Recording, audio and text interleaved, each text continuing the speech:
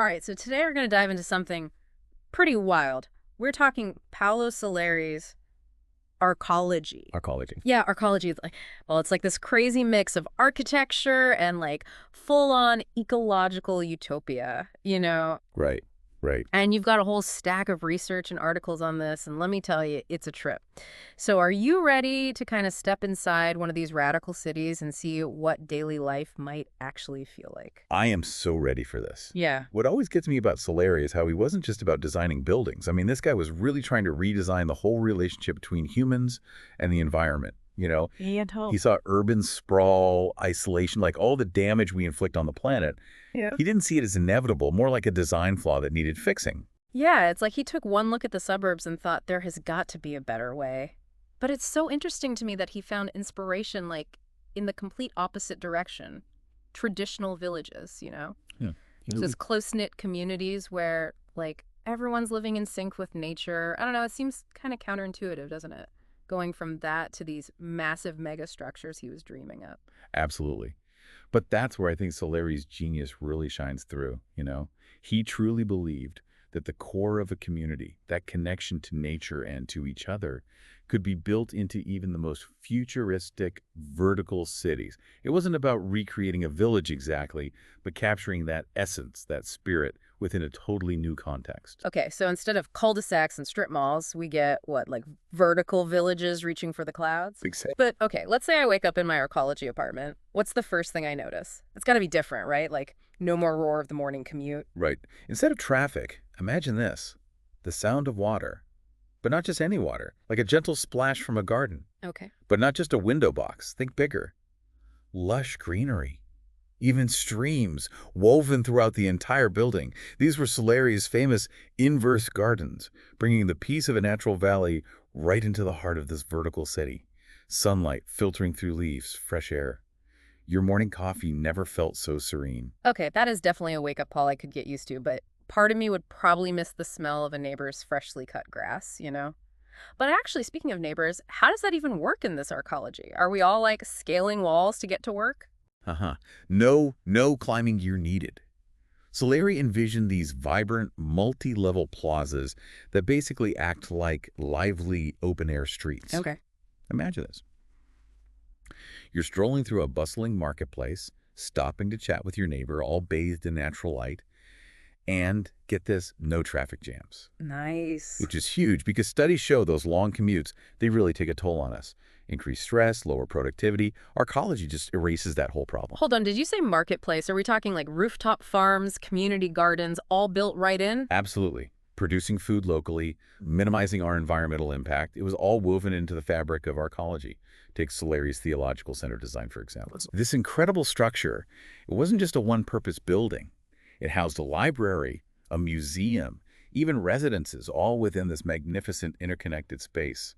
That whole idea of multifunctional spaces, that was central to Soleri's vision. Yeah. So he really wanted to like completely rethink what a building even is. It's not just a place to live or work. It's part of a much larger interconnected ecosystem. Exactly. He was all about recapturing that feeling of a close-knit community where everything you need is within reach and every interaction adds to this bigger sense of belonging. It's like he looked at the isolation of the suburbs and thought, nope, we're designing our way out of this. So instead of retreating into our own little boxes, we're out and about, bumping into each other, actually seeing each other. Okay, I have to admit, I'm liking this more and more. So no soul-crushing commute, a quick stop at the market. Where do I clock in for work in this vertical village? Well, forget about those fluorescent lit cubicles. Soleri imagined workspaces bathed in natural light. Okay. Maybe as part of like a shared studio where people can really collaborate. He saw potential in those old industrial zones. Instead of abandoning them, transform them into these like buzzing hubs of workshops and collaborative workspaces. It's about, fueling creativity and innovation through that connection with nature and community. Okay, you've definitely sold me on the whole Arcology work-life balance thing, but let's be real, all work and no play. That makes for a pretty dull resident, right? So what does leisure time look like in Soleri's world? All right, picture this. You're ending your day with a relaxing stroll through a rooftop garden. City lights twinkling below, the scent of like jasmine in the air, or maybe you're catching a show, right? A performance in a theater that's actually built right into a residential tower. Wow. That line between public and private space, it gets beautifully blurred. And remember, arcology is all about connection. So leisure time, it's not about escaping the city. It's woven into like the very fabric of your day-to-day life. Yeah, that's so different from how we often experience cities today, right? It's like, Yep. we work downtown, then retreat to the suburbs. Our lives are so fragmented, split between these separate spheres. And Soleri wanted to get rid of that fragmentation. He wanted to design a city that was both vibrant and serene, a place where everything you need is a walk away, which just naturally creates this deeper sense of community, of connection to your surroundings. Yeah, I get it. So we've walked through a day in the life. We see how Arcosanti, at least, is trying to make this happen in the real world. But I kind of want to zoom out for a second, really break down the core design principles behind all of this. What were the guiding lights of Soleri's architectural philosophy? Well, one of the most striking things about arcology has got to be the focus on compactness, on verticality. Right. Instead of these sprawling cities gobbling up land, Soleri chose to design up, you Yeah. know, minimize that human footprint and give nature space to breathe again. It's like flipping the script on how we design cities. Instead of expanding out, we're reaching for the sky. And I bet that comes with some huge environmental perks, right? Like when you think about the impact of sprawl, all that pollution, the destruction of natural habitats. Exactly. And going hand in hand with that smaller footprint is this idea of literally integrating nature right into the city. And I don't mean sticking a few trees on sidewalks. Remember those inverse gardens we talked about? Yeah. That's a prime example. Soleri understood. Access to green spaces, to natural light, fresh air, it's crucial for us to thrive, even in a busy city. It's true. It's funny how so much of modern architecture seems to create this divide, right? Like we have to choose nature or city life.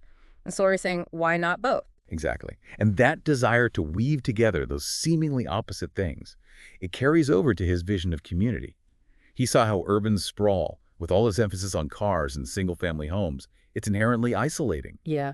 He thought by designing pedestrian-friendly cities with shared spaces and opportunities for those chance encounters, we could actually design our way to a stronger sense of belonging. So it's not about forcing people into high rises. It's about creating spaces that naturally encourage interaction, a sense of community. And those multifunctional buildings, are they a part of that too?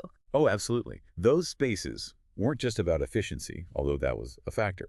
It was more about creating like this vibrant mix of human experience where people from all walks of life could come together. Imagine you run into your neighbor at the local market, which happens to be in the same building as your kid's school and a community theater. It's about creating those little moments, those connections that make a city feel alive. And speaking of keeping things alive, we have to talk about ecological accountability. This wasn't just a buzzword for Soleri. Sustainability was like the foundation of arcology. Yeah, for sure. He designed these cities to be light on the planet, using things like renewable energy, getting rid of the dependence on cars, really pushing for local food production. It all came down to understanding that we're a part of this delicate ecosystem, not separate from it. It's really amazing how ahead of his time he was with these ideas. I mean, he was writing about this stuff decades ago. Now everyone's talking about sustainable living, reducing our carbon footprint, changing how we interact with the environment. So Larry was way ahead of the curve. But let's be real for a sec. This whole thing about building a mega city, like in the desert, I have to imagine there were some people raising eyebrows, skeptical about whether it could actually work. Oh, absolutely. Arcology's definitely had its critics, and for some pretty understandable reasons. Some people argue it's just too idealistic, like so focused on these perfect visions that it doesn't really address how complex humans actually are. Right. Can you really design a community into a building? Or does it have to happen organically, grow naturally? Those are some pretty big questions. It's that classic debate, isn't it? Form versus function, the ideal versus the reality. And even if you could somehow figure out those social hurdles, there's still the little issue of actually building these things. Exactly. We're talking massive logistical challenges here. Constructing something on that scale, we need incredible resources. Not to mention navigating all the political and economic roadblocks that would pop up. Critics definitely point to all of that as proof that arcology just isn't possible, at least not right now. Yeah, it's like they say, everyone wants to change the world, but no one wants to do the dishes. Arcology really asks a lot of us, not just in terms of technology, but also our values, our priorities as a society.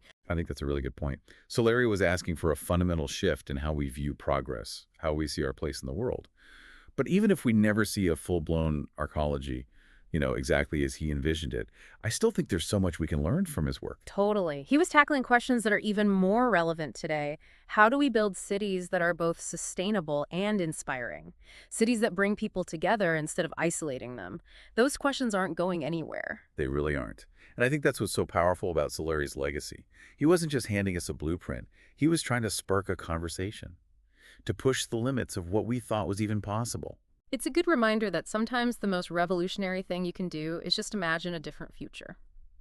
So, as we come up from this deep dive into the world of arcology, I think the question for you, dear listener, is this. Could Soleri's vision, maybe even in a different form, offer some solutions to the urban challenges we face today?